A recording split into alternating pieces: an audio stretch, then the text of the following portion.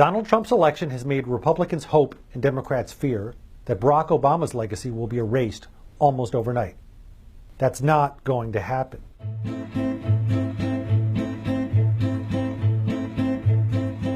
Barack Obama is leaving the White House in a position unlike any other president in living memory. He's not unpopular or disgraced by scandal or dead. Like Ronald Reagan in 1989, Obama leaves behind a prosperous economy and a solid approval rating.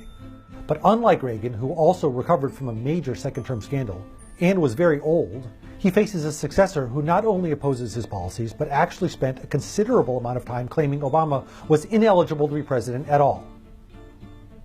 The reason so many people on both sides believe Obama's legacy will be erased by Trump is that very few of them fully understand just how much Obama accomplished in office. Most Republicans think whatever Obama accomplished came through executive actions that can easily be reversed. And most Democrats think Republicans stopped Obama from doing much at all. But the truth is that Obama did a lot, much more than you think, and it will be really hard for Trump to undo most of it.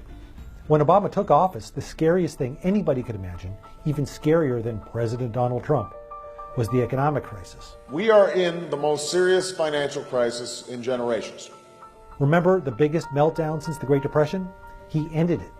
Obama passed the biggest fiscal stimulus in history. He enacted a bank restructuring plan that everybody hated.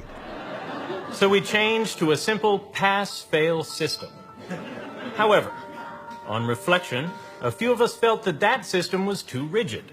So we changed it once again to pass with an asterisk.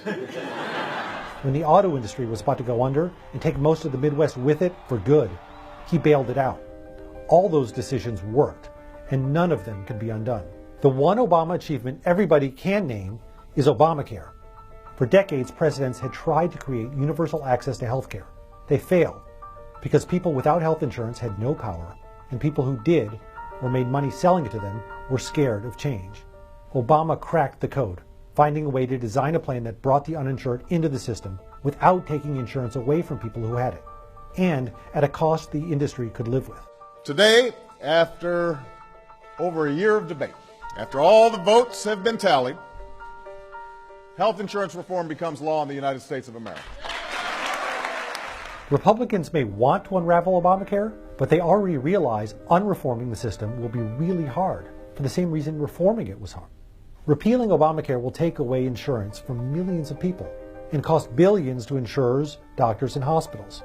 Yeah, Republicans like Trump say just killing Obamacare is worthwhile, but they also say that they'll replace it with something terrific that everybody will love and which also costs way less. We're going to have a health care that is far less expensive and far better. It's impossible to design a plan like that. If you want to give people better insurance, you have to pay for it, either through taxes or through regulations that make insurers sell affordable policies to people who have pre-existing conditions. Obamacare does some of both of those methods. Republicans don't like either.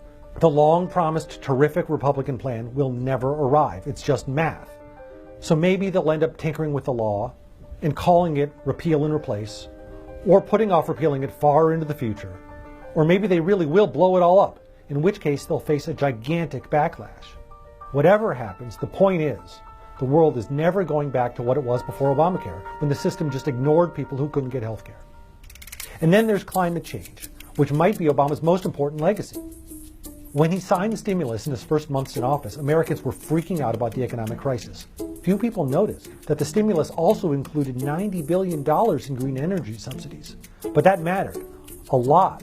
8 years later, the price of technologies like solar panels, wind turbines, and even solar-powered utility plants have come down by 50%, 75%. Within a few years, electric cars will be rolling out that cost no more than gasoline-powered ones. Greenhouse gas emissions, which rose forever, finally peaked under Obama, and then started dropping. And he used that success to strike a historic deal with China to cut emissions. That deal became a springboard for the first international climate change agreement in the history of the world. This agreement sends a powerful signal that the world is firmly committed to a low-carbon future.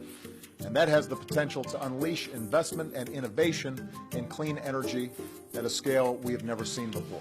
Yeah, Trump said he'll pull out of that deal. But the rest of the world doesn't want to stop fighting climate change. And he can't bring back coal when it keeps getting priced out of the market.